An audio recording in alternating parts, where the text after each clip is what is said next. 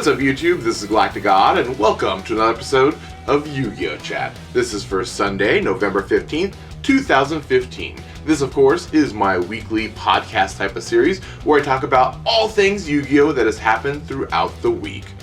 Once again, I worked very late on Sunday evening, so I'm recording this in the wee hours of the night once more, so you guys will probably get this either very late Sunday or possibly Monday morning whenever I have time to finish editing it and getting it uploaded to YouTube.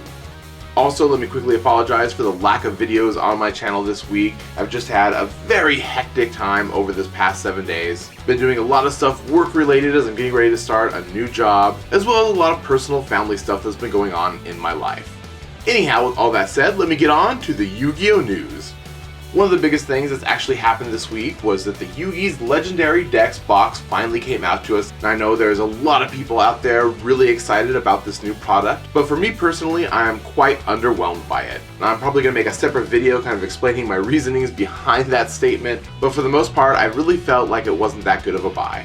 Also, we learned that for sure in Europe, the Dimensions of Chaos Advanced Edition that is getting released on December 10th, 2015 over there for them will include the promos of Frightful Tiger and Ultimaya Token. Now for me personally, I was a little unaware of the fact that Europe might not have been able to get these promos in their advanced edition. I was under the impression that everybody was getting the reprints in December. I know this will be very good news for all the player base across the seas, as a lot of times they really get gypped on the promos that get released to us here in the Shonen Jump Alphas. So with those promos finally becoming available to them, they will be able to play Fluffles at their full strength and get to use that really cool card, Ultimaya Token. In other news, we had some huge price spikes in cards like Luster Pendulum, Vector Pendulum, and the Ignister Draco Slayer. I don't think too many of these price spikes really came as too big of a surprise for a lot of the different duelists, as Pendulum decks are finally coming to the forefront of the Yu-Gi-Oh community and will be a big thing going forward in not only this format, but upcoming metas as well. So for anyone out there who is interested in playing some sort of Pendulum type base deck, I really hope you were able to pick these cards up when they weren't too expensive. Also mailed out this week was the new Shonen Jump Alpha promo, that being Beast Eyes Pendulum Dragon. It's a pretty cool fusion effect monster, as it can be summoned with something like Polymerization, Dragon's Mirror, or you can actually contact fuse to bring it out as well. Pretty versatile little card if you ask me. Next up, I'm going to get into some Yu-Gi-Oh! Q&A. So the first question comes from Chris, who asks, "Hey GalacticGod, what inspired you to make a YouTube channel?"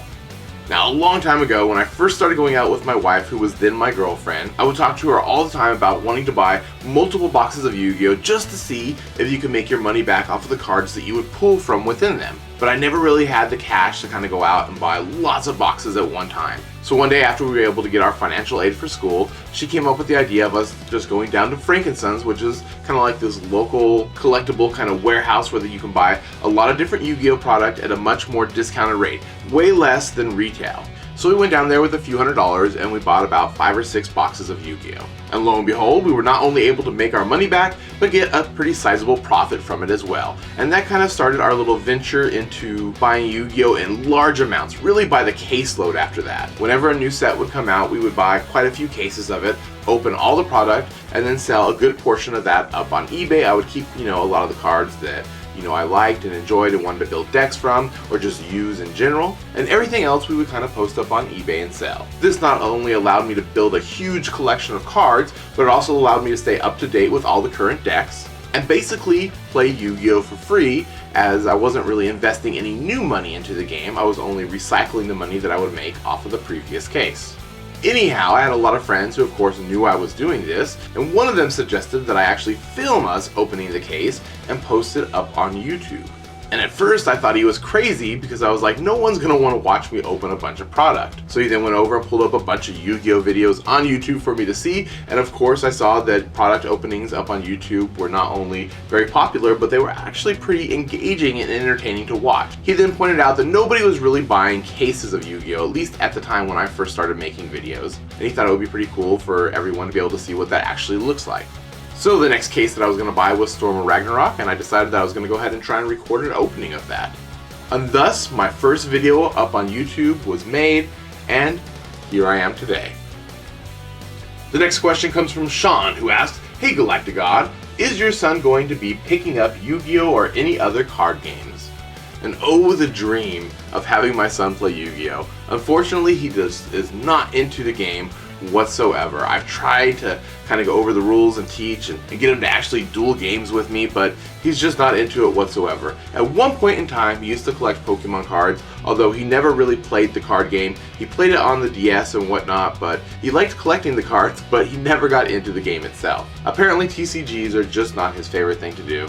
And although he has filmed some videos with me in the past, it just doesn't look like Yu-Gi-Oh! Or any other card game is going to be his hobby of choice. And the next question comes from Yusei Duelist J, who asked, "Hey GalacticGod, what are your thoughts on Synchrons, this format?" Now, as all of you guys out there probably know, I'm a huge fan of the Synchron archetype. I try and play it just about every meta that we have. Now, of course, there are some metas or formats that the deck works a lot better in than others, and I do not believe that this upcoming format that we're currently in is going to be very good for Synchrons. But that does not mean that I've given up on Synchrons or that I'm not going to play it at all this meta. In fact, it's quite the opposite. I usually always find some way to make the deck work. Now, would it be a deck that I would take to a YCS, a regional, or ARG event? Probably not. But it is definitely a fun deck to play with my buddies or to take to locals or anything like that.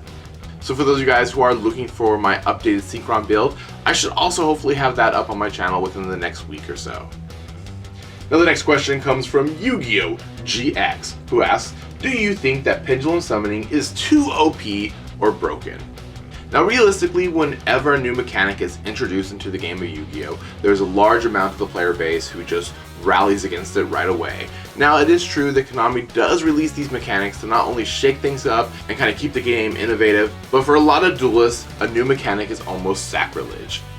Now there were all kinds of players who said that when Synchros were introduced into the game, that they were too OP, too broken, that they would destroy the game of Yu-Gi-Oh! The same thing can be said when Xyz were introduced. And of course, now that pendulums are in the game, a lot of players are saying that as well. For me personally, I've been playing the game since almost the inception of it. And I like that Konami introduces new mechanics and new ways of playing Yu-Gi-Oh!